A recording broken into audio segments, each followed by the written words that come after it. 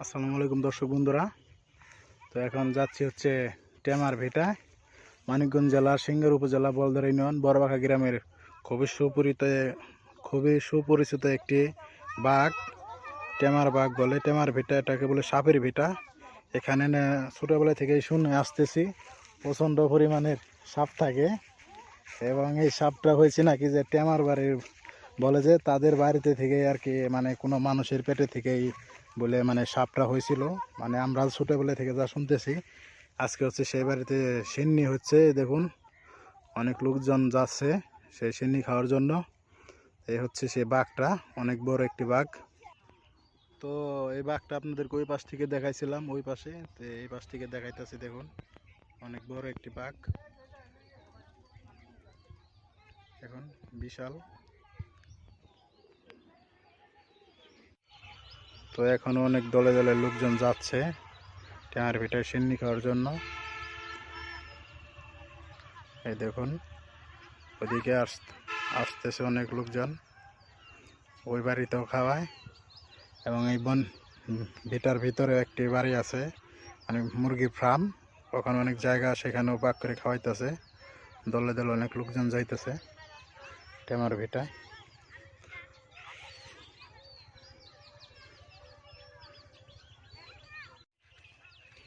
দেখুন অনেক লোকজন এখনো আসতেছে সিন্নি খাওয়ার জন্য। আসলে আমি কিন্তু সিন্নি খাইতে আসি না, আমার আসার মূল কারণ হচ্ছে ভিডিও করা। আর সিন্নি খাবো কি, এগুলো হচ্ছে বেদাত, কিসের আবার সিন্নি করে এসব সাপের সিন্নি, ফালতু, একদমই অপছন্দ। আর ইসলামে তো এটা জায়েজ নাই যে এর ধরনের মানে সিন্নি করা, একদম না পছন্দ। তো এদিকে হচ্ছে পাক পাক করতেছে সবার জন্য, সবাইকে খাওয়াবে সেই জন্য। তো চলুন দেখি কি পাক করতেছে। তো আইসা দেখলাম এই জায়গায় খিচুড়ি পাক করতেছে, অনেক লোকজন আসতেছে, সবাইকে সিন্নি খাওয়াবে সেই জন্য এখানে খিচুড়ি পাক করতেছে। হচ্ছে 2 ডেগের মতো, আর এটা হচ্ছে গিয়ে বোধহয় আসন ঘর হবে। আর হচ্ছে সেই বাঘটাই, যে বিশাল বড় টেমার বাঘ।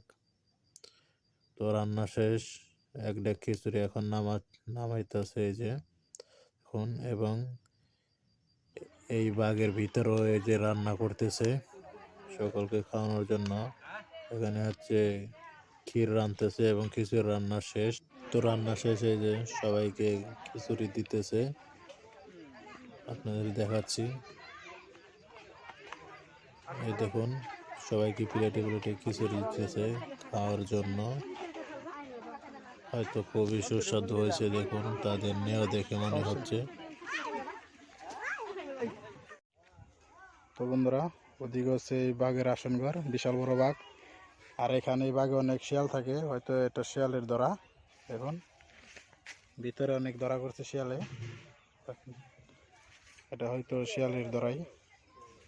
তো এই বাঘে আমি আগে কখনো আসা হয় নাই, একবার ঢুকছিলাম এই বাঘের ভিতরে, ভয়ে বেরিয়ে গেছি। বাঘ আগের থেকে এখন অনেক পরিষ্কার, ভয়কর, মানে এই বাঘের নাম শুনলে অনেক ভয় করতো আগে।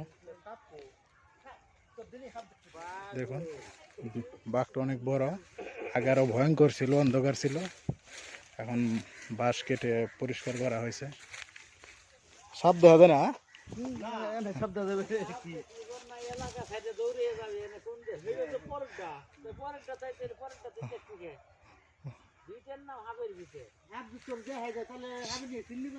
সাপের ভিটা, সাপের জন্যই তো সিন্নি করতেছে, ওইদিকেই তো পাক করতেছে।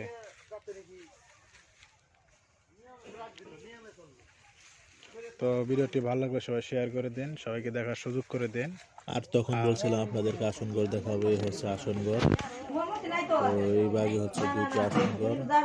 এটা হচ্ছে বাঘের মাঝে আসন ঘর, ওইটা মানে বাঘের একটু ভিতরে। এবং এই হচ্ছে আর একটা আসন ঘর, এটাকে আবার ফুল দিয়ে সুন্দর করে সাজিয়ে রাখছে।